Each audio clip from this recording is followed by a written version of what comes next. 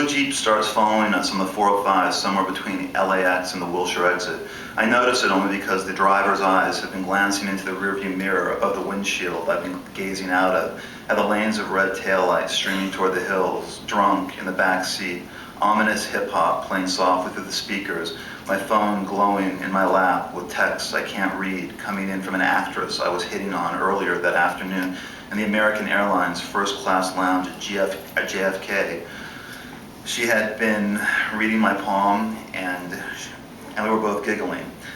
Other messages from Lori in New York, a total blur. The Jeep follows the sedan across Sunset, passing the mansions draped with Christmas lights, while I'm nervously chewing mints from a tin of Altoids, failing to mask my gin-soaked breath. And then the blue Jeep makes the same right and rolls toward the Doheny Plaza, tailing us as if it were a lost child. But as the sedan swerves into the driveway where the valet and a security guard look up from smoking cigarettes beneath a towering palm, the Jeep hesitates before it keeps rolling down Doheny toward Santa Monica Boulevard. The hesitation makes it clear that we were guiding it somewhere. I stumble out of the car and watch as the Jeep slowly brakes before turning onto Elevado Street. It's warm, but I'm shivering in a pair of frayed sweats and a torn Nike hoodie, everything loose because of the weight I dropped that fall, the sleeves damp from a drink I spilled during the flight. It's midnight in December, and I've been away for 4 months. I thought that car was following us, the driver says, opening the trunk. It kept moving lanes with us. It tailed us all the way here. What do you think it wanted? I ask. The night doorman, whom I don't recognize, walks down the ramp leading from the lobby to the driveway to help me with my bags. I overtip the driver and he gets back into the sedan and pulls out into Doheny to pick up his next passenger at LAX, an arrival from Dallas. The valet and the security guard nod silently as I walk past them, following the doorman into the lobby. The doorman places the bags in the elevator and says before the doors close, cutting him off, "Welcome back."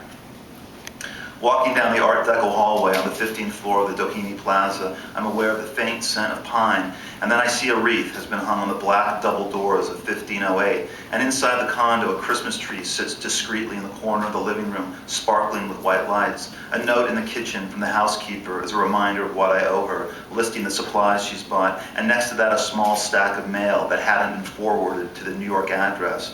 I bought the condo 2 years ago, leaving the El Royale after a decade of renting, from the parents of a wealthy West Hollywood party boy who had been redesigning the space when after a night of clubbing, he died unexpectedly in his sleep.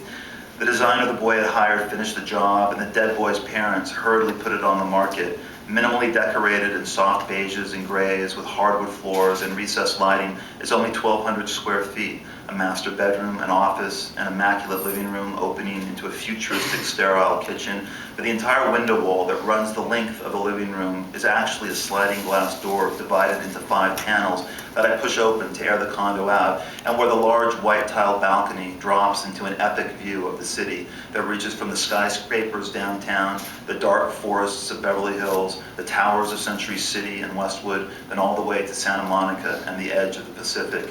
The view is impressive without becoming a study in isolation.